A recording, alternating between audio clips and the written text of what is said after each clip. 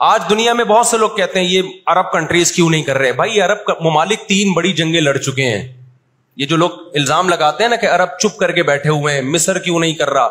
مصر کی سرحد ملتی ہے اسرائیل سے, شام کی سرحد ملتی ہے, اردن اور لبنان کی سرحد ملتی ہے. یہ سارے ملک 3 بڑی جنگیں لڑ چکے ہیں اسرائیل کے خلاف, لیکن فتح کس کو ہوئی ہے؟ اسرائیل کو. کیوں؟ اس کے پیچھے کون تھا؟ اس کے پیچھے امریکہ تھا. تو آپ اپنے ملکوں کو برا بلا کہہ کے اس سے کچھ بھی حاصل ہونے والا نہیں ہے, اس سے ان کا وجود بھی ختم ہو جائے گا.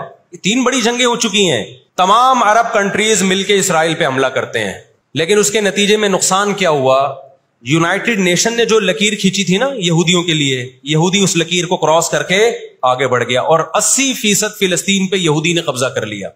اور یہ غزہ کی پٹی جو آج ہے اور جس کو ویسٹ بینک کہا جاتا ہے, اس غزہ کی پٹی پہ مصر کا قبضہ ہو گیا جو ایسٹ میں ہے, اور ویسٹ بینک پہ اردن کا قبضہ ہو گیا. 20% علاقہ میں سے آدھا اردن کے پاس اور آدھے سے کچھ کم مصر کے پاس چلا گیا. باقی 80% کس کے پاس آ گیا؟ اسرائیل کے پاس. پھر 1967 میں بہت بڑی وار ہوئی. یہ میں ان لوگوں کو بتا رہا ہوں جو ہر وقت اسلامی حکومتیں جو رہی صحیح رہ گئی ہیں نا, ہر وقت ان کو برا بلا کہتے رہتے ہیں یہ کچھ نہیں کر رہے, یہ عرب کچھ نہیں کر رہے. یہ 3 جنگیں لڑ چکے ہیں. جب تک تمہارا باپ پیچھے کھڑا ہوا ہے نا امریکہ, اس وقت تک یہ مسئلہ حل نہیں ہو سکتا. پیچھے وہ کھڑا ہوا ہے.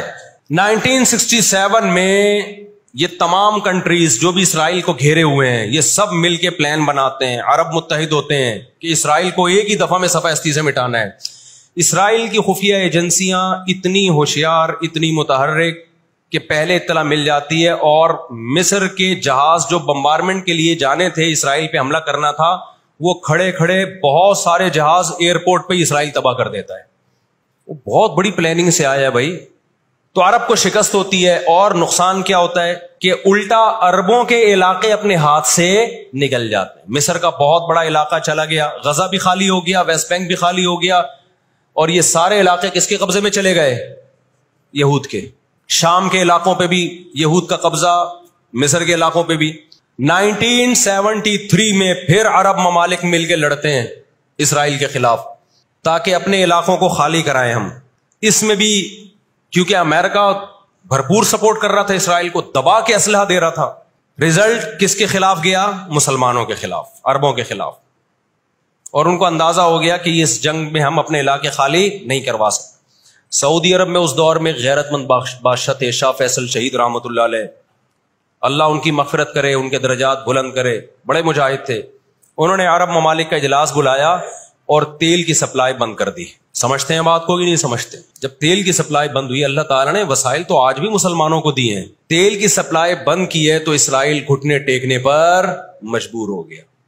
پھر امریکہ بہادر بیچ میں آئے ایک بڑے بزرگ کا کردار ادا کرتے ہوئے کہ دیکھو لڑائی بھڑائی معاف کرو, اللہ کا گھر صاف کرو, بیٹھ کے مذاکرات کی میز پہ آ جاؤ.